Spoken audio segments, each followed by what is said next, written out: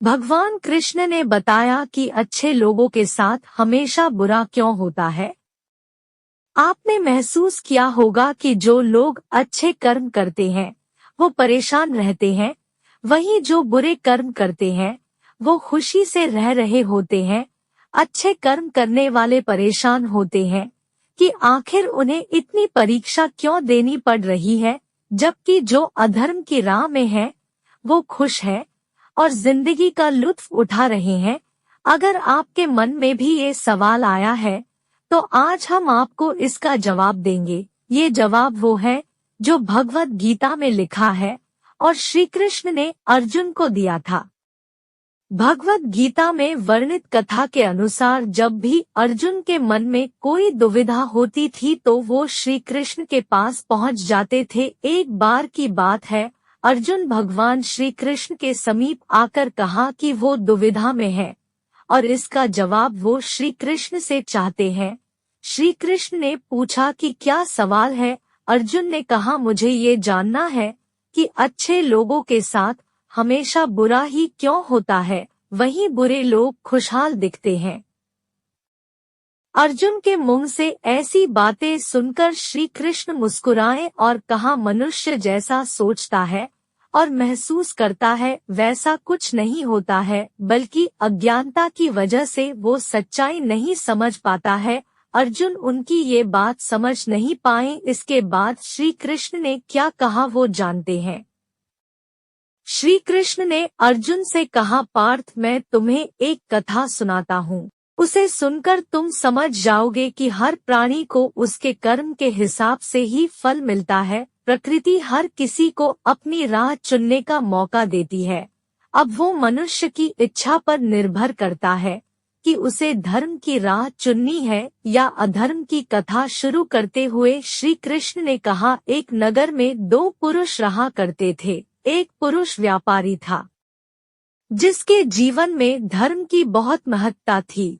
वो पूजा पाठ में यकीन रखता था। वो हर रोज मंदिर जाता था और दान धर्म भी करता था और हर रोज भगवान की पूजा करता था। वहीं दूसरा पुरुष बिल्कुल विपरीत था। वो हर रोज मंदिर तो जाता था लेकिन पूजा करने नहीं बल्कि मंदिर के बाहर से जूते चप्पल चुराने। उसे दान और धर्म से कोई लेना देना नहीं था। समय बीतता गया और एक दिन बहुत जोर की बारिश हो रही थी। इस वजह से मंदिर में पुजारी के अलावा कोई नहीं था। ये बात जब दूसरे पुरुष को पता चली तो उसने कहा कि ये सही मौका है मंदिर का धन चुराने का। पंडित से नजर बचाकर उसने मंदिर का सारा धन चुरा लिया। उसी समय धर्म कर्म में विश्वास रखने वाला व्यक्ति भी मंदिर पहुंचा। दुर्भाग्य से मंदिर के पुजारी ने उसे ही चोर समझ लिया और चिल्लाने लगे। वहां लोग एकत्र हो गए और उसे बहुत मारा। किसी तरह वो बचते बचाते वहां से निकला तो दुर्भाग्य ने उसका साथ वहां भी नहीं छोड़ा। मंदिर के बाहर वो एक गाड़ी से टकरा गया और घायल हो गया। फिर वो व्यापारी लंगड़ाते हुए घर जाने लगा तो रास्ते में उसकी मुलाकात उस पुरुष से हुई जिसने मंदिर से धन चुराया था। उसने कहा, आज तो मेरी किस्मत चमक गई, एक साथ इतना सारा धन मिल गया। ये सब देखकर उसे बहुत बुरा लगा और उसने अपने घर से भगवान की सारी तस्वीरें निकाल दी। कुछ सालों बाद दोनों की पुरुषों की मृत्यु हो गई। मरने के बाद जब दोनों यमराज की सभा में पहुंचे और भले पुरुष ने दूसरे व्यक्ति को देखा तो उसे बहुत गुस्सा आया। उसने क्रोधित होकर यमराज से पूछ ही लिया, मैं तो हमेशा अच्छे कर्म करता था, दान में विश्वास रखता था, उसके बदले जीवन भर मुझे अपमान और दर्द ही मिला और इस व्यक्ति को नोटों से भरी पोटली, आखिर ऐसा भेदभाव क्यों? इस पर यमराज ने कहा, पुत्र तुम गलत समझ रहे हो। जिस दिन तुम्हारी गाड़ी से टक्कर हुई थी वो दिन तुम्हारे जीवन का आखिरी दिन था, परंतु तुम्हारे अच्छे कर्मों की वजह से तुम्हारी मौत सिर्फ एक छोटी से चोट में बदल गई। तुम इस दुष्ट व्यक्ति के बारे में जानना चाहते हो? दरअसल इसके भाग्य में राजयोग था, मगर इसके कुकर्मों और अधर्म की वजह से वो सिर्फ एक छोटी सी धन की पोटली में बदल गया।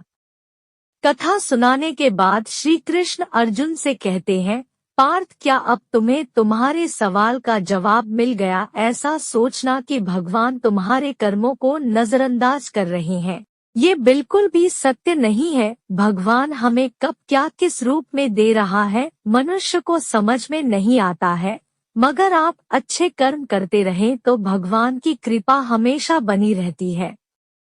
इसलिए अपने अच्छे कर्मों को बदलना नहीं चाहिए, क्योंकि उसका फल हमें इसी जीवन में मिलता है।